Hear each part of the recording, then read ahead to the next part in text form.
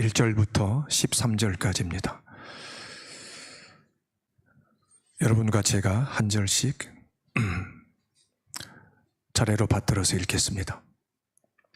그러므로 우리는 두려워할지니 그의 안식에 들어갈 약속이 남아있을지라도 너희 중에는 혹 이르지 못할 자가 있을까 함이라.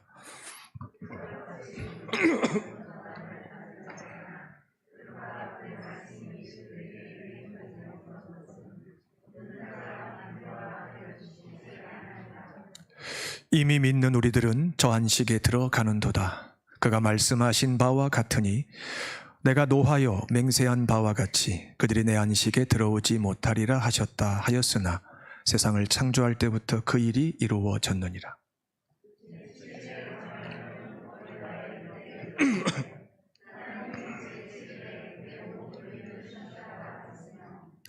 또다시 거기에 그들이 내 안식에 들어오지 못하리라 하였으니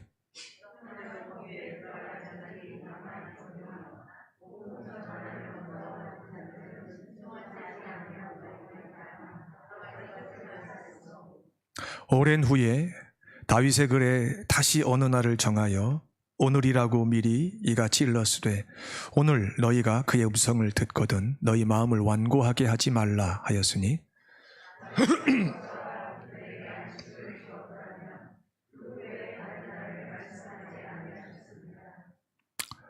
그런즉 안식할 때가 하나님의 백성에게 남아 있도다.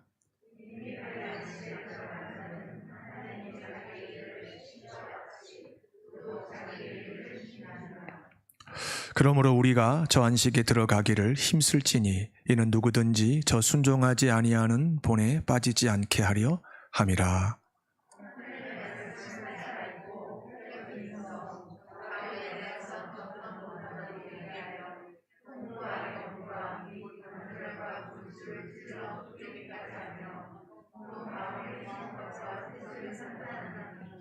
함께 읽겠습니다. 지으신 것이 하나도 그 앞에 나타나지 않음이 없고 우리의 결산을 받으실 이의 눈앞에 만물이 벌거벗는 것 같이 드러나느니라. 아멘.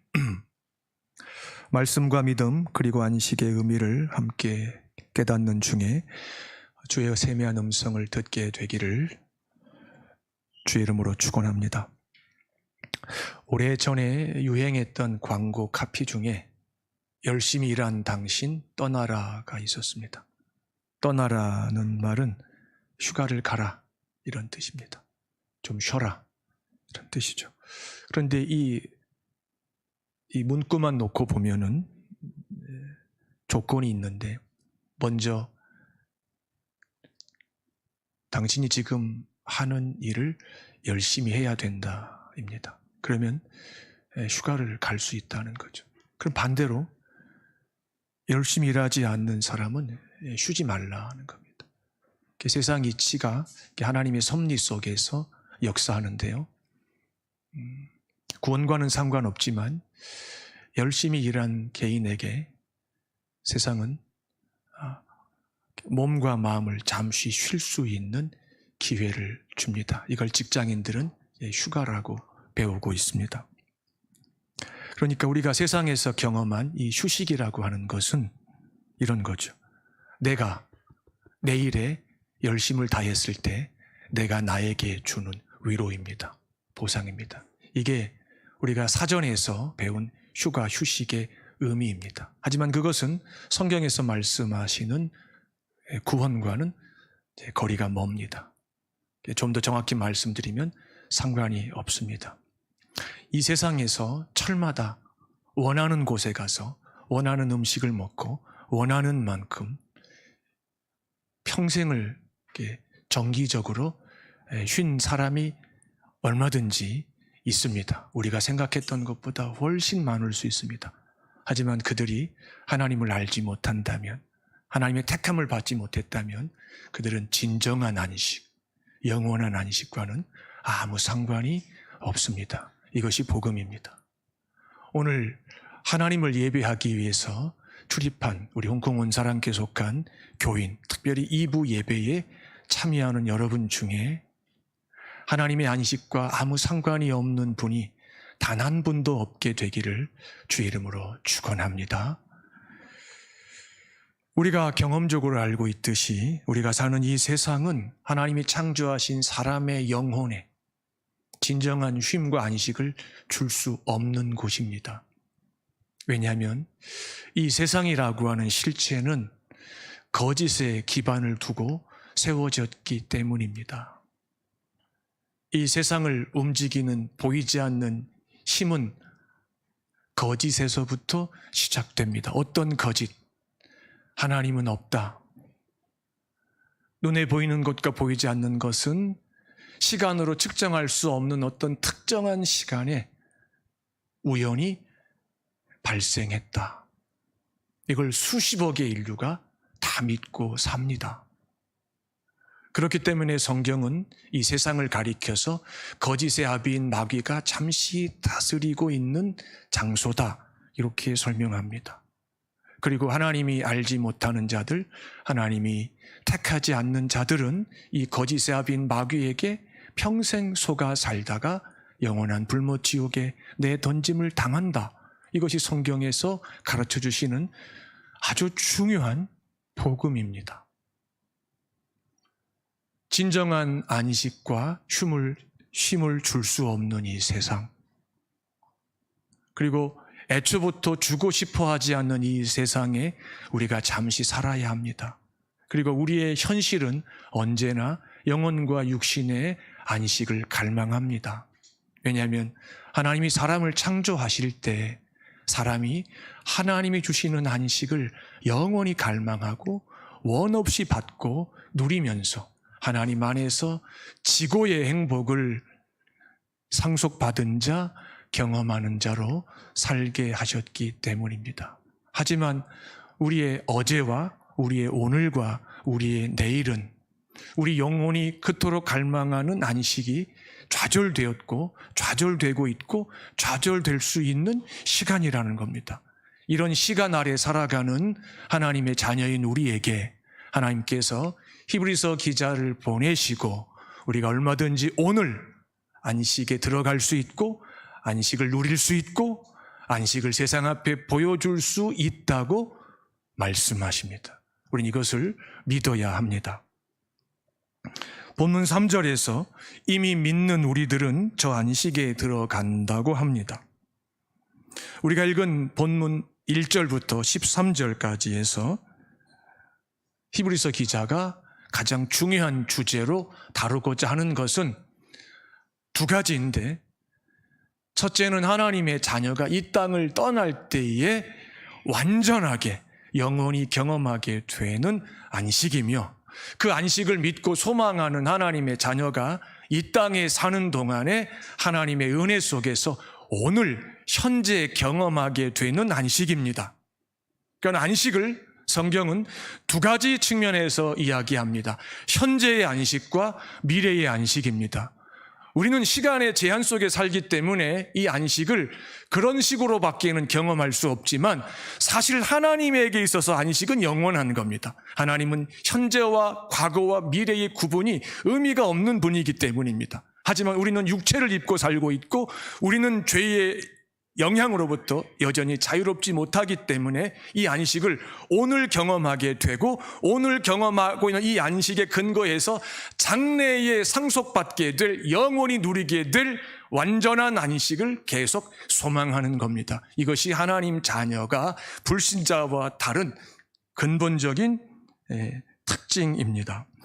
창조주 하나님께서 피조물인 사람에게, 특별히 하나님의 자녀에게 안식을 약속하십니다. 그리고 이 안식을 주시겠다고 하시면서 한 가지 조건을 제시하십니다. 그 조건은 뭐냐면 성경의 가장 큰 주제라고 할 수 있는 참된 믿음입니다. 참된 믿음.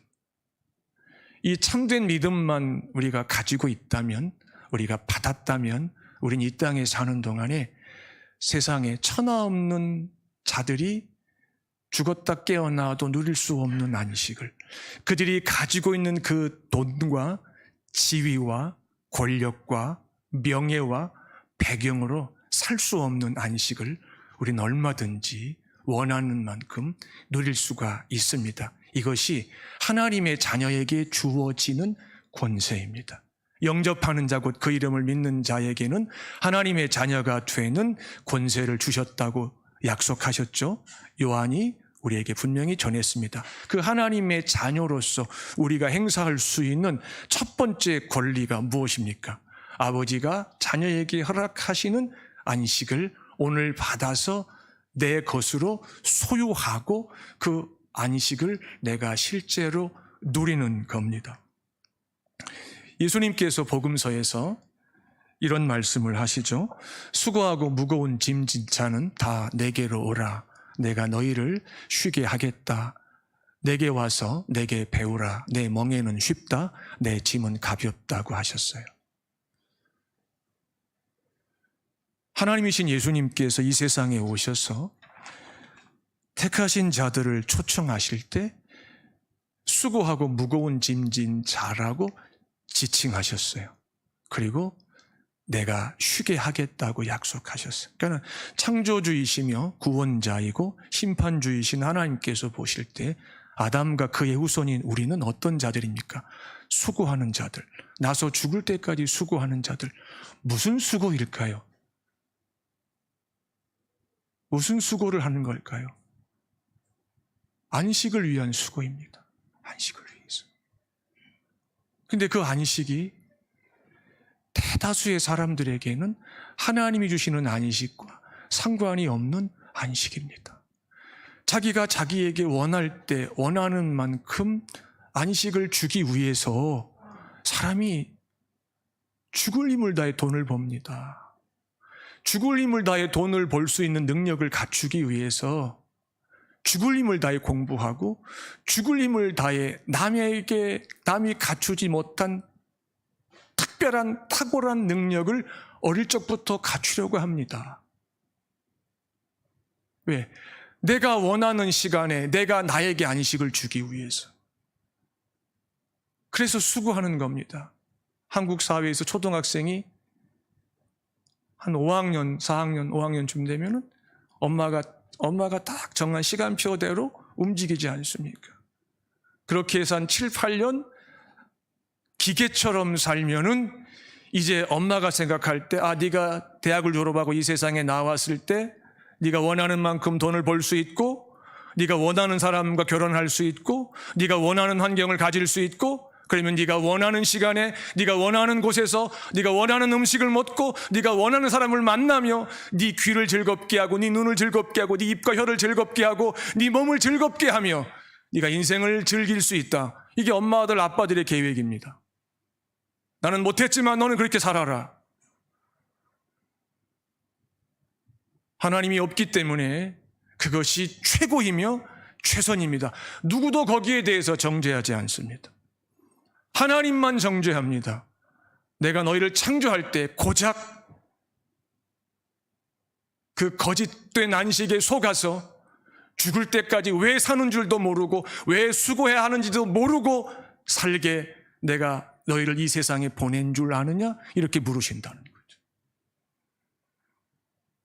주님께서 말씀하시는 것이죠. 이유도 모르고 영문도 모르고 목적도 모르고 수고하는 너희들아 내게로 오라. 내가 너희가 왜 수고해야 되며 그 수고의 목적이 무엇이며 그 수고의 보상이 어떤 것인지 내가 너희에게 준다. 나만 줄 수 있다. 내가 원하는 자에게, 내가 택한 자에게 내가 주겠다. 이 말씀입니다. 그렇게 말씀하시면서 내게 와서 내게 배우라고 말씀하세요. 나는 마음이 온유하고 겸손하니 내 멍에를 메고 내 짐을 지라 하고 말씀하세요. 그러면 가르쳐 주신다고 하셨을 때 우리가 뭘 배우게 된다는 것일까요? 안식하는 법을 배우는 겁니다. 안식하는 법. 여러분 자녀를 사랑하시면 어릴 적부터 안식하는 법을 제대로 가르쳐주는 부모가 되시길 주의 이름으로 축복합니다. 우리는 자랄 때 부모에게서 안식하는 법을 제대로 배운 적이 없습니다. 우리가 장성해 가는 과정에서 믿음의 철이 나는 과정에서 우리가 수없이 시행착오를 했습니다. 그리고 이렇게 살아야 제대로 된 안식을 가질 수 있고 경험할 수 있는데 그동안 헛살았구나. 그렇다면 우리가 우리 자식에게 우리가 걸었던 그 길을 전철을 그대로 밟게 할 수는 없지 않습니까? 한 살이라도 어렸을 때에 수고의 목적을 가르쳐 줘야 되고 그 수고의 결과 하나님이 주시는 진정한 안식이 무엇인지를 우리가 먼저 경험하는 자로 살아내야만 우리 자녀들이 우리 뒷모습을 보고 우리를 따라오면서 흉내를 낼 거 아니겠습니까? 우리가 안식하는 것이 우리 자녀들의 친구, 불신자의 부모들이 누리는 그것과 다를 바 없다면 우리 아이들이 얼마나 혼란스럽겠습니까? 예수님의 멍에를 메고 예수님의 짐을 질 때 우린 비로소 안식하는 법을 제대로 배웁니다. 그럼 예수님의 멍에와 예수님의 짐이 무엇이었느냐? 우리가 다 알고 있는 겁니다. 성경에 나타나 있는 겁니다. 예수님은 죽기까지 하나님을 사랑하시기 위해서 오셨고요. 하나님께서 택하신 자를 사랑하시기 위해서 오셨어요. 죽기까지. 그리고 그 삶을 살아내시면서 제자들도 이해할 수 없는, 제자들도 예수님의 공생의 중에는 경험한 적이 없는 안식을 예수님은 시간과 장소를 초월하셔서 경험하십니다. 가장 대표적인 안식, 제자들과 함께 갈릴리 바다를 건너가실 때 풍랑을 만나죠. 그대로 두면 배는 그냥 침몰합니다. 그냥 다 익사하는 겁니다. 제자들이 정신없이 물을 내버립니다. 근데 물은 계속 차오릅니다.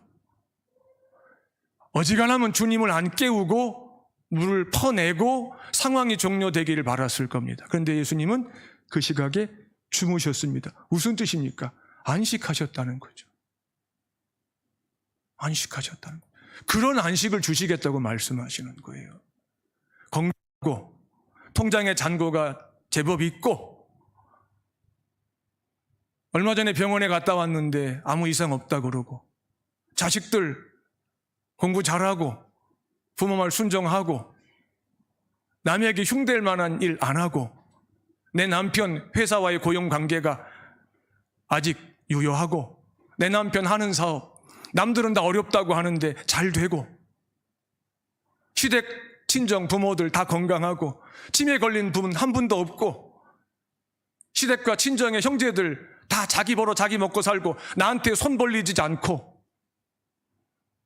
요 환경이 갖추어지면 세상 사람들은 오케이입니다. 그 정도 되면은 격리 2주 3주 돼도요 어디 꼭 가야 되겠다고 마음먹으면 갑니다. 왜? 여건이 되니까. 근데 예수 그리스도께서 오셔서 십자가를 지시고 죽으시고 부활하시고 승천하시고 성령을 보내주시면서 하나님의 자녀인 우리에게 교회에 약속하신 안식은 그런 안식이 아니에요. 그런 안식이 아니에요. 아무것도 없어도 내일이 절망스러워도 도와주기는커녕 나한테 손만 벌리고 있고 도와줄 줄 알고 찾아갔는데 언제 알았냐는 듯이 안면을 바꾸고 이런 상황 속에서 안식하게 하신다고 약속하시는 거예요. 가능하냐고요? 가능하니까 기독교가 2000년 역사 속에 살아있지 않습니까? 가능하냐고요? 창조주에게 불가능한 게 무엇이 있겠습니까? 없는 것을 있게 하시는 분을 믿으십니까? 있는 것을 없게 하시는 분을 진짜 믿으십니까? 높은 자를 낮추시는 분을 진짜 믿으십니까? 태문이 닫힌 여자의 태를 여신 분을 믿으십니까? 죽은 자를 살리신 분을 믿으십니까? 영혼과 육체를 능히 죽이실 수도 있고 살리실 수도 있는 그분을 진짜 믿으십니까? 제가 지금 여러분에게 진지하게 여쭙고 있는 겁니다. 진짜 믿느냐는 거죠. 진짜 믿는다면 여러분은 지금 안식하고 계시는 거예요. 이렇게 했죠. 예, 믿고 싶어요. 그 말은 뭡니까? 지금 내 믿음에 자신이 없다는 거죠. 저도 마찬가지.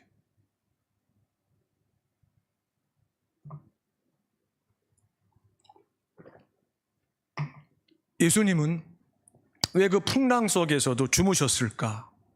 예수님이시니까, 하나님이시니까 반만 아는 거예요. 반만 아는 거예요. 예수님은 하나님의 종으로 오셔서 예수님을 보내신 주인이신 하나님을 그 누구보다 사랑하고 있었어요. 그래서 안식하셨어요. 하나님을 사랑하는 자는 안식해요. 하나님을 사랑하는 것만큼 안식해요. 우리 배우자, 우리 직업, 우리 일, 좀 더 원색적으로 얘기합시다. 돈을 사랑하는 것만큼 하나님을 사랑했다면 우린 벌써 안식했어요. 우리가 돈의 능력을 믿는 것만큼 하나님의 능력을 믿고 있다면 우린 애저녁에 안식하고 있었어요. 돈을 보세요. 저축하세요. 그러나 사랑하지는 마세요. 돈을 사랑하는 순간 돈이 좀 더 쌓아져야만 내가 원하는 안식을 내가 누릴 텐데 내가 나를 속이게 돼요. 정직한 방법으로 돈을 보세요. 하나님의 것을 하나님에게 정직하게 드리세요. 그것은 내가 돈을 사랑하지 않는다는 믿음의 증거이며 내가 돈을 의지하지 않는다는 내 신앙의 고백입니다. 하나님께서 인정하실 거예요. 그리고 내게 쓰라고 하신 그 돈을 가지고 은밀하게 여러 모양으로 하나님을 사랑하는 일에 사용해 보세요. 하나님이 어떻게 하시는가? 안식을 주세요. 안식을 주세요. 안식을 주세요. 세상의 부자는 자기 돈으로 하나님이 주시는 안식을 살 수 없지만 가난한 하나님의 자녀는 두렙돈을 하나님 앞에 드림으로 하나님이 주시는 안식을 얼마든지 받아서 누릴 수가 있다고 말씀하세요. 그게 복음이에요. 저는 우리 홍콩 온사랑교회 성도들이 그런 복음의 능력을 경험하는 자들이 되기를 주의 이름으로 축원합니다. 육신의 정욕과 안목의 정욕과 이생의 자랑을 가지고는 하나님 아버지께서 주시는 안식을 절대 살 수 없고 누릴 수 없어요. 세상은 이 세 가지를 가지고 가짜 안식을 살 수 있다고 계속 선전하죠. 열심히 일한 당신 떠나라. 무슨 선전인 줄 아시죠? 어느 회사에서 생산하는 자동차 선전이었어요. 그 안식은 어떤 안식입니까? 내 영혼의 유익과 아무 상관이 없는 거짓된 안식이에요. 그 안식은 하면 할수록 목마르게 하고요. 그 안식에 중독이 되게 되면은요, 일에 중독이 될 수밖에 없어요. 왜? 돈을 그만큼 벌어야지만이 한국에서 안식하다가 성에 안 치면 일본으로 갈 수 있고, 대만으로 갈 수 있고, 하와이로 갈 수 있고, 사이판으로 갈 수 있고, 필리핀으로 갈 수 있고, 동남아시아로 갈 수 있고, 몰디브로 갈 수 있고, 아프리카로 갈 수 있고, 북미와 중미와 남미로 갈 수 있고, 중앙아시아로 갈 수 있고. 그런데 이게 없네. 가난한 성도는 나서 죽을 때까지 한 번도 꿈도 꿔볼 수 없는 그런 환경인데, 그러면 하나님의 자녀들은 안식과 아무 상관이 없습니까? 아니에요. 우리는 그런데 안 가도, 우리는 집과 교회와 학교와 직장만 다람쥐 쳇바퀴 돌듯이 이렇게 돌고 돌아도 얼마든지 우리는 하나님 앞에서 안식할 수 있는 자들이에요. 이거 믿으세요? 이거 믿어야 돼요. 이 자리가 안식하는 자리예요. 전심으로 하나님을 향하고 있고 마음을 다해서 하나님 앞에 신앙을 고백하고 있고 귀를 쫑긋 기울이고 그의 음성을 듣고 자는데 어찌 성령께서 감동과 감화를 역사하시지 않겠어요? 가장 억울하고 가장 슬픈 것은 주일에 하나님을 예배하고 돌아가는데도 안식을 경험하지 못했다는 거예요. 그러니까 종교적인 행위한 거예요. 기독교는 그런 종교가 아니에요. 여러분이 예배의 자리에서, 기도의 자리에서 생애 처음, 그전까지는 한 번도 경험한 적이 없었던 안식, 평안, 감격, 기쁨을 실제로 한번 체험하시면 여러분은 열일을 제쳐놓고 예배를 사모해요. 기도회를 사모해요. 성도의 모임을 사모하게 되어 있어요.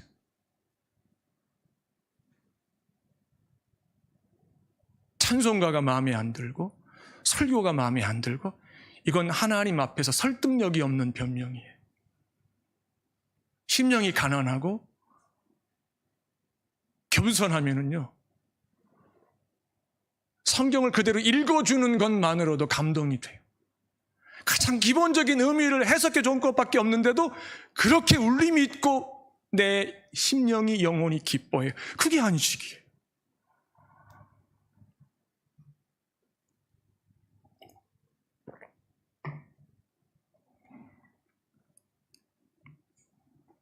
그래서 11절과 6절과 2절에서 우리에게 경고하십니다. 11절, 우리가 저 안식에 들어가기를 힘쓸지니 이는 누구든지 저 순종하지 아니하는 본에 빠지지 않게 하려 함이라. 6절, 복음 전함을 먼저 받은 자들은 순종하지 아니함으로 말미암아 들어가지 못하였느니라. 2절, 그 말씀이 그들에게 유익하지 못하는 자가 믿음에 결부시키지 아니하였기 때문이니라. 히브리서 기자가 교회를 사랑하기 때문에 하나님의 자녀들이 혹여라도 행여라도 하나님이 요구하시는 그 조건을 끊임없이 갖추는 그 수고를 하지 않음으로 인해서 오늘 마땅히 누려야 될 그 안식에 참여하지 못할까 봐 높아심에서 이미 그들이 알고 있고 우리도 알고 있는 이야기를 다시 반복하는 거죠. 한 본문에서 3번 반복하고 있어요. 얼마나 중요했으면. 순종하지 아니한 자들을 본받지 말라고 그랬어요. 어떤 자들, 말씀을 들었는데, 도를 들었는데 돌아가서 순종하지 않는 자, 행하지 않는 자, 안식과 아무 상관이 없어. 6절 반복하고 있어. 복음을 먼저 받았지만 순종하지 않으므로 복음을 먼저 받았느냐, 나중에 받았느냐 아무 상관없어요. 예수님 분명히 말씀하셨어요. 나중된 자가 먼저 되고 먼저 된 자가 나중된다고 그래요. 무슨 말입니까? 나중에 복음을 들었지만 순종하는 자는 안식을 경험할 것이요, 먼저 복음을 들었지만 순종하지 않는 자는 순종할 때까지 안식과는 아무 상관이 없다는 거죠. 지금 유대인들, 팔레스틴에 나라를 세운 유대인들, 하나님이 안식과 아무 상관없는 자들이에요. 왜? 구약의 말씀이 사람으로 오신 분이 예수 그리스도이시고 신약의 말씀이 사람으로 오신 분이 예수 그리스도이신데 그분을 하나님의 아들 영접하지 않으니 어찌 그들에게 안식이 있어요? 혈통과 아무 상관은 우리들, 선교사가 전해준 복음을 듣고 믿음을 갖게 된 우리는 비록 그들보다 수천 년 뒤에 말씀을 들었지만 우리는 어떻습니까? 지금 안식을 알고 있어요. 안식을 경험하고 있어요. 저 안식을 알고 있어요. 제가 20대 때 안식을 갈망했어요. 왜? 죄와 사귀면서 안식이 그렇게 갈망되더라고요. 믿음의 철이 나고 죄의 문제를 예수님의 보혈의 능력으로 하나씩 해결해 가면서부터 내 심령 속에 믿음과 확신이 견고해지면서 세상이 볼 때 별 볼 일 없는 인생을 살고 있는데 세상에 없는 안식을 내가 경험하고 있어요. 교회에서 사례비를 통장으로 준다고 통장을 개설하래요. 그래서 교회 근처에 있는 은행에 갔어요. 가서 이제 서류를 작성하는데 직업란에 보니까 해당되는 직업이 없어요. 쭉 읽어가니까 마지막에 기타군 거기 나와 있다. 내가 쓰면서 나 방금 전까지 그래도 큰 돈은 못 벌지만 초등학교 교사였는데 내가 지금은 기타구나. 기타. 교회 전도사라고 하는 이 직분을 세상은 그냥 은행은 신뢰할 수 없는, 신용을 보증할 수 없는 이렇게 부류에 포함을 시키더라고요. 근데 저는 그때 그토록 갈망했던 안식에 눈을 떴고 그 안식을 경험하면서 아무도 부러워하지 않는 삶을 살고 있었어요. 완전했다는 것이 아니에요. 죄를 지었고 넘어졌고 갈등했고 두려워했지만 그게 현실이었지만 그 속에서 하나님을 찾는 자에게 약속하신 안식이 이런 거였구나. 순종하고 기도했더니 하나님께서 이렇게 나를 인도하시는구나. 이것이 경험되니까 얼마나 기뻐요. 탐대해지잖아요.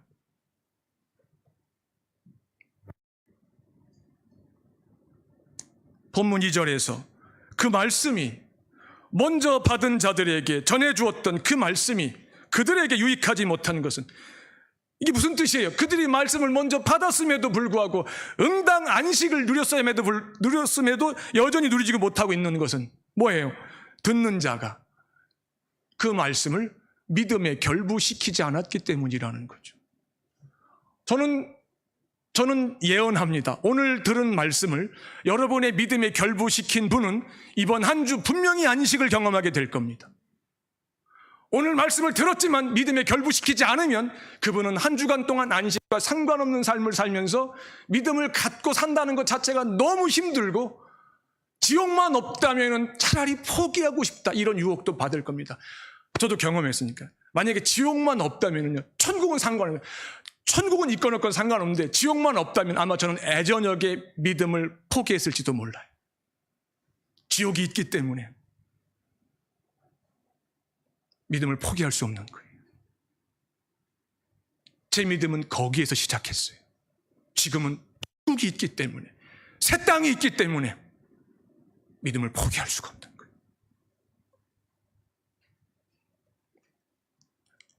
말씀을 들었느냐도 중요하지만 중요한 것은 들은 그 말씀을 오늘 내 믿음에 적용했느냐가 중요한 거예요.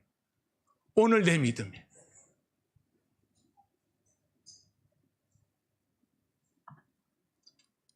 바울 사도가 로마서에서 믿음은 들음에서 난다고 했죠. 그리고 그 들음은 예수 그리스도의 말씀이라고 정확하게 정의했어요. 그러니까 하나님의 말씀을 전인격적으로 경험할 때, 이걸 다른 말로 순종할 때, 복종할 때예요. 그럴 때 안식이 임합니다. 안식이 임합니다. 하나님의 말씀을 인격적으로 경험하는 것은 이게 단계, 과정이 있어요. 그걸 다른 말로 하나님의 말씀을 끊임없이 가까이 한다라고 이렇게 표현하기도 하는데요. 첫 번째 단계, 하나님의 말씀을 가까이 할 때 성경을 잡고 성경을 펴는 이 빈도, 횟수가 어느 날부터 점점 많아져요. 이것이 습관이 되어가요. 이것이 습관이 되어가요. 옛날 선비는 매일 책을 읽지 않으면 입에 뭐가 생긴다 그랬죠. 마찬가지로 하나님의 자녀가 안식에 눈을 뜨게 되면은요, 그 안식이 하나님의 말씀에서 시작된다고 하는 진리를 경험적으로 깨닫게 되면은요, 세상 일을 제쳐놓고 아무리 바빠도 아무리 힘들어도 하루에 성경을 한 번은 반드시 펼치게 되어 있어요. 그리고 가까이 하게 되면 모든 그리스도인들의 공통된 경험인데, 내 눈길이 머무는 말씀이 반드시 있어요. 그리고 내 마음에 와닿는 말씀이 반드시 한 절 있어요. 한 단어가 있어요. 그리고 눈길을 머물게 하고 마음에 와닿았던 그 말씀을 그 다음에 어떻게 하냐면 일단 입에 담아요. 우리가 온라인에서 물건 구매할 때 장바구니에 담으세요 이렇게 말하잖아요. 그죠? 일단 입에 담는다고 하는 말은 그 말씀을 한 절이 됐건 뭐 두 절이 됐건 간에 계속해서 내가 중얼중얼 거려요. 그러다 보면은 자연스럽게 이 말씀이 입에 있게 되고 머리에 저장이 돼요. 이 큰 고비 하나가 넘어간 거예요. 그 다음에 어떤 일이 벌어지냐면 성령 하나님께서 입에 담아두는 것으로 만족하지 말고 머리에 저장하는 것으로 멈추지 말고 그 말씀, 내 말을 이제 네 마음에 담자 이렇게 말씀하세요. 마음을 담자고 말씀. 이 마음의 말씀을 담는 것을 다른 말로 되새김질한다고 해요. 되새김질한다. 이걸 어려운 한자어로 묵상이라고 그래요. 우리 교인 중에 평소에 말씀을 묵상하는 분이 계시는 걸로 알고 있어요. 그분은 분명히 안식을 경험해요. 작은 사건, 남들은 관심도 갖지 않는 사건 속에서 주님의 음성을 들어요. 반드시 들어요. 대단한 게 아니에요. 하찮은 일에 하나님의 손길이 역사하고 있다는 것을 믿으면서 의미를 부여해요. 그럼 반드시 감사하게 되어 있어요. 어떤 형태로든지. 묵상까지 가게 되면 이제 깨닫는 것의 깊이가 달라지기 시작해요. 그리고 이 과정이 내 안에서 일어나면 마지막에 내 의지에 작용을 해요. 내 의지에. 그래서 어떻게 하냐면은 순종해야 된다. 선택의 여지가 없다. 물러설 순종해야 된다. 그리고 하면 나에게 복이지만 안 하면 내게 손해다. 할 때까지 내가 겪지 않아도 될 고생을 내가 겪을 수 있다. 이런 판단을 하게 돼요. 그래서 내 의지에 적용된 묵상한 말씀이 내 손과 발과 몸을 움직여요. 그게 순종이에요. 그게 복종이에요. 이 과정 속에서 우리는 거룩한 충동 또는 성령의 감화, 성령의 설득이라고 하는 영적인 사건들을 경험하는 거예요. 다 같은 말이에요. 그걸 통틀어서 성령의 세미한 음성을 듣는다 이렇게 말해요. 여러분이 지난 한 주간 동안 반복하는 일상 속에서 성령의 세미한 음성을 들은 적이 있다면 여러분은 그 순간 안식했을 거예요. 안식을 경험했을 거예요. 그러면서 히브리서 7절에서 다윗의 고백을 인용해가지고 다시 한번 에게 당부하고 경고해요. 오늘 너희의 음성을 듣거든 너희 마음을 완고하게 하지 말라고 경고해요. 자, 사람의 마음은 태생적으로 완고해요. 돌같이 굳은 상태로 출생해요. 사람의 마음은. 왜? 영적으로 죽었기 때문에. 그런데 성령으로 거듭난 하나님의 자녀의 마음은 돌같이 굳어진 그 마음을 하나님께서 도려내시고 아이의 살같이 부드러운 마음을 이식시켜 주세요. 그래서 아주 예민한 하나님의 말씀과 하나님의 은혜에 대해서 즉각적으로 민감하게 반응하는 마음이 돼요. 그런데 아주 놀라운 것은 그런 하나님의 자녀들이 이 땅에 사는 동안에 갑자기 여러 가지 이유가 있겠지만 어느 날 하나님의 음성을 들었음에도 불구하고 마음이 움직이질 않는 돌같이 단단해진 마음이 완고한 자가 되더라는 거죠.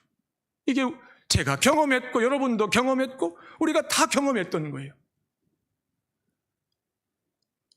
신령한 모임에 나가야 된다는 거를 갖다가 모르는 사람이 이게 어디 있어요. 근데 내가 계산해가지고 내가 이거는 나가지만 내가 다른 건 안 나가겠어. 그게 뭐예요? 마음이 완고해졌다는 증거예요. 마음이 여전히 성령의 지배 가운데 부드러움을 유지한다면요 사모해야 되죠. 달력에다가 교회 가는 날, 주일, 빨간 날, 수요일, 금요일 이렇게 딱 해놓고 이렇게 요 날은 다른 약속 잡지 말아야지. 요 날은 퇴근 이후에 동료나 상사나 거래처 사람들하고 저녁 약속하지 말아요. 가급적이면 하지 말아야죠. 이게 마음이 완고해지지 않는 거예요. 그 시간에 하나님 앞에 나와서 하나님의 세미한 음성을 듣지 않고 뭘 할까요? 전부 사람의 음성을 듣는 거예요. 사람의 음성 듣는 것도 현찮아가지고 유튜버에다가 이어폰 연결해가지고 귀에 꽂고 돌아다녀요. 물론 그 중에 성경 말씀을 듣는 분도 저는 있을 거라고 믿어요. 우리 홍콩 온사람께 교인 중에서 분명히 그런 신령한 분들이 분명히 있어요. 저는 그렇게 믿고 싶어요. 근데 중요한 것은 하나님의 자녀들이 종종 하나님의 음성이 안 들린다는 거죠. 왜 그럴까요? 시험에 들었기 때문에 그래요. 하나님만이 하시는 은밀한 죄를 지속적으로 범하고 있기 때문에 그래요. 그럼 어떻게 해야 돼요?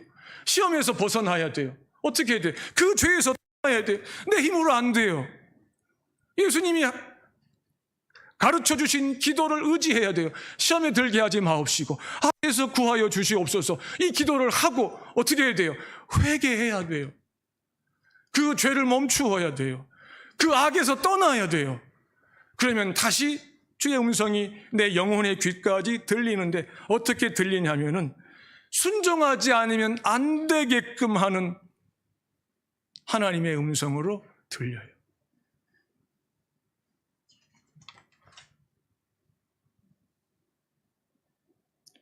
분명히 1절에서 안식에 대한 이야기로 시작했는데 계속해서 그리고 마지막 12절과 13절에 보니까 결론이 뭐예요? 하나님의 말씀에 대한 이야기로 끝이 난다는 거예요. 안식에 대한 이야기로 시작해가지고 본문에서만 하나님의 말씀은 이라고 딱 전제한 다음에 12절과 13절에서 그 말씀의 능력에 대해서 구체적으로 묘사를 해요. 아, 그렇구나. 하나님의 자녀의 안식은 오늘 내가 서 있는 자리에서 하나님의 말씀의 능력을 경험하는 거구나. 이게 안식이에요.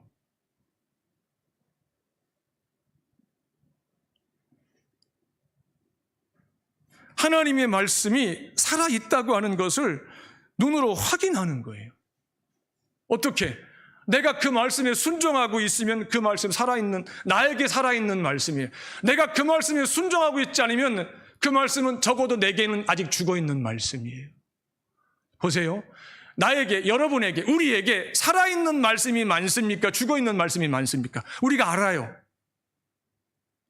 죽어있는 말씀이 상대적으로 많으면 안식과 상관이 없어요.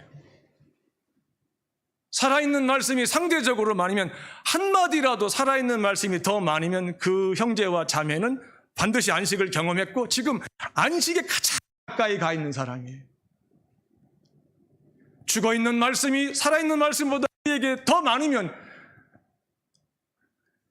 그 비율이 역전되기 전까지 안식과 상관이 없어요.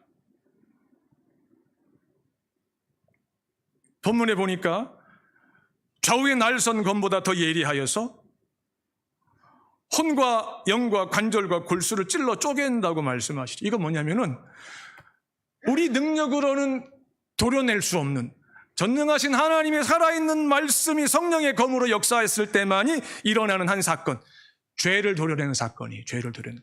이걸 회개라고 그래요. 회개. 회개는 인간의 의지의 결과가 아니에요. 하나님의 성령의 역사인데 그 하나님의 성령의 역사 앞에 내가 겸손하게 복종할 때에 회개를 경험해요. 회개를 경험하게 되면은 하나님의 말씀이 귀에 들리고 하나님이 내게 약속하신 안식이 내 안에서 회복되고 다시 위로부터 임하는 것을 분명히 보게 돼요. 그리고 내 마음의 생각과 뜻이 하나님 앞에서 옳고 그른지를 보여주세요. 틀렸을 경우에는 내 뜻과 내 생각을 버려야 되겠죠? 그리고 하나님의 말씀 앞에 내 뜻과 생각을 맞춰야 되겠죠? 어떻게? 방향을 맞추셔야 돼요. 목적을 맞추셔야 돼요. 하나님의 말씀을 가지고 가고자 하는 방향이 어디냐가 중요한 거예요. 하나님의 말씀을 무엇에 사용하려고 하는지 그 목적과 동기가 결정적으로 중요한 거예요. 그런데 하나님의 자녀들이 목사부터 이제 입교한 갓 초신자까지 여기에 있어서 아무도 장담을 못한다는 거죠. 저도 말씀을 가지고 내가 가고 싶은 방향으로 사용할 수 있어요. 저도. 제 육신의 유익을 위해서 하나님의 말씀을 제가 교묘하게 이용할 수 있어요. 근데 하나님이 한두 번은 봐주시겠지만 여러 번 반복되면은 하나님이 저를 거대하게 징계하시겠죠. 제가 그렇게 살았는데도 세상이 볼 때 제가 성공하고 형통한 목사로 끝난다면은 저는 죽으면 지옥 가겠죠. 얼마나 무서운 얘기예요. 하나님의 말씀 앞에 내 마음의 생각과 뜻을 끊임없이 비추어서 실시간으로 교정하는 것을 시편 기자가 시편 19편 105절에서 이렇게 말했어요. 주의 말씀은 내 발의 등이며 내 길의 빛입니다. 이렇게 고백했어요. 주의 말씀이 내 발의 등과 내 길의 빛으로 역사할 때에 나는 발걸음을 내디딜 때마다 하나님의 안식을 현재형으로 경험하게 된다는 약속이에요. 그리고 마침내 이 여정을 마쳤을 때 나는 영원한 안식에, 완전한 안식에, 한 번도 중단되지 않는 그 안식의 세계로 들어가는 거죠. 천국으로 가고 새 땅으로 옮겨가는 거죠. 우리가 이 땅에 살면서 끊임없이 믿음의 진보를 이루어야 되는 유일한 목적은 이 믿음의 진보가 오늘 내가 누리는 안식의 길이와 높이와 넓이와 부피를 결정하기 때문에 그래요. 우리 공원사람께 속한 성도들은 믿음의 진보에 배고픈 분들이 되어서 하나님의 안식에 대하여서 때와 장소를 초월해서 배부른 자들이 되기를 주의 이름으로 축복합니다. 우리에게 끊임없이 말씀하시고 믿음을 더해 주시는 것은 이 땅에 사는 동안에 오늘 하나님의 안식을 누리는 자로 살게 하시고자 함이며, 이 땅을 떠날 때 하나님의 영원한 안식의 상속자로 세우시고자 함임을 끝까지 믿으시기를 주의 이름으로 축원합니다. 기도합시다.